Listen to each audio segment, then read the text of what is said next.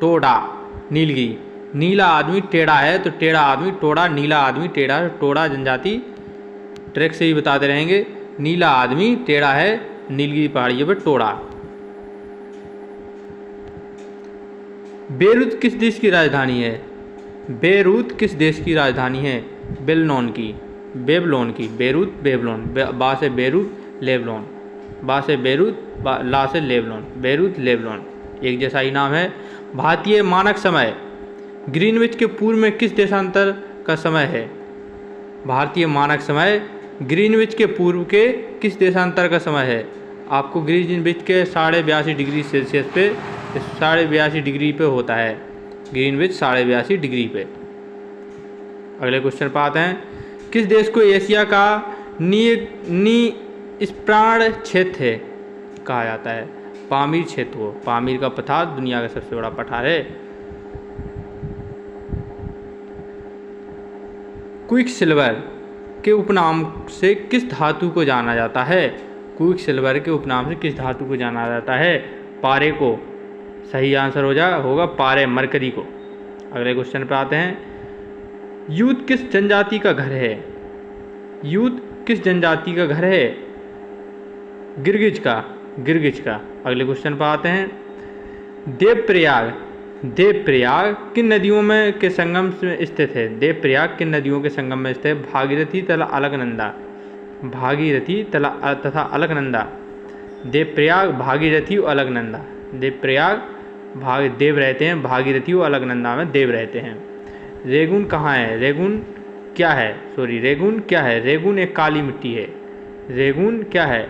रेगुन काली मिट्टी है। काली मिट्टी का नाम रेगुन। काली मिट्टी, रेगुन का नाम काली मिट्टी का नाम, काली मिट्टी की एक प्रजाति है रेगुन, जो कि काली मिट्टी की एक प्रजाति है। महाकालेश्वर किस राज्य में स्थित है? महाकालेश्वर मंदिर किस राज्य में स्थित है? महाराष्ट्र में। महाकालेश्वर कहाँ पे है? महाराष्ट्र। महाकालेश्वर महाराष्ट्र में। भारतीय मानक समय किस स्थान में के स्थानीय समय दर्शाता है? मानक समय बताना है।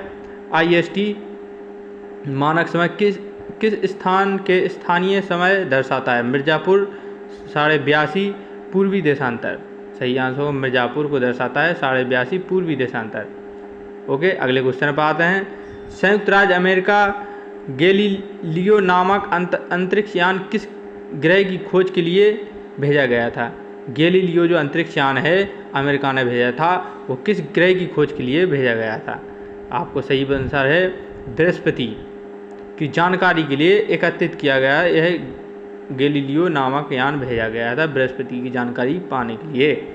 लक्षद्वीप किस प्रकार का द्वीप है? लक्षद्वीप बताना है। लक्षद्वीप किस प्रकार का द्वीप है?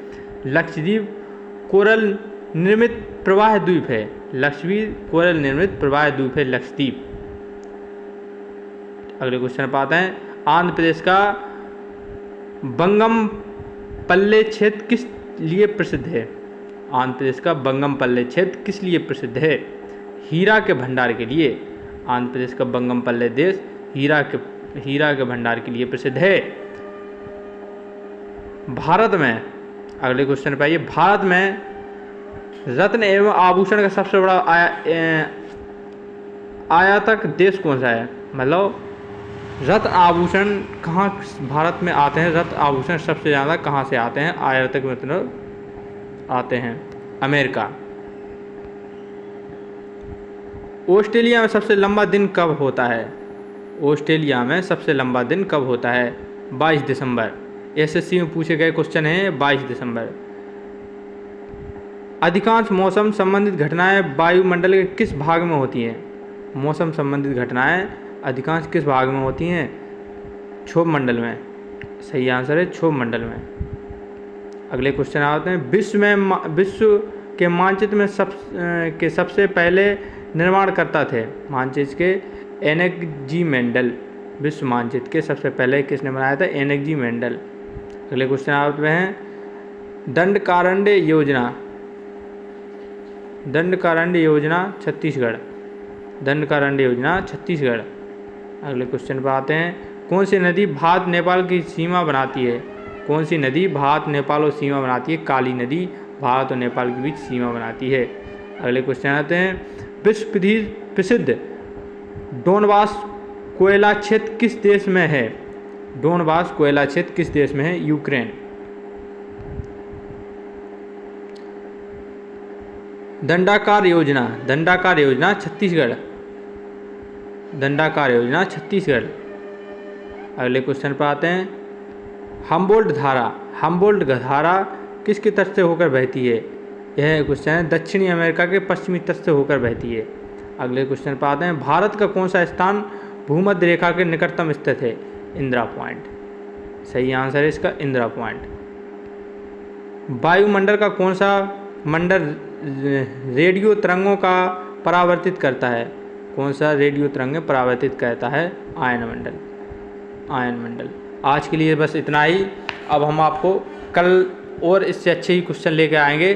तो आप हमारे चैनल अच्छे क्वेश्चन आपको अच्छे लगे हो तो चैनल को सब्सक्राइब जरूर करें। जय हिंद।